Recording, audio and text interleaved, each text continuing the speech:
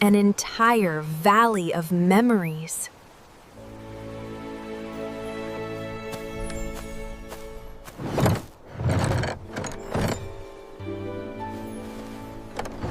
All these memories are here.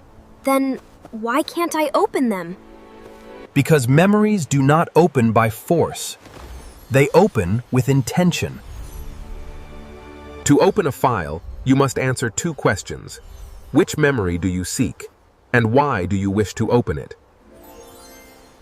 I want to open story.txt to read it.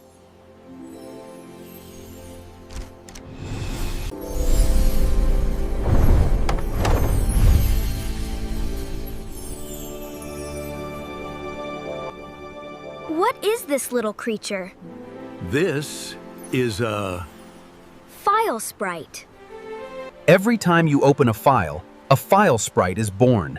It knows how to communicate with that particular memory. This sprite is the file object. The variable name simply gives the sprite an identity.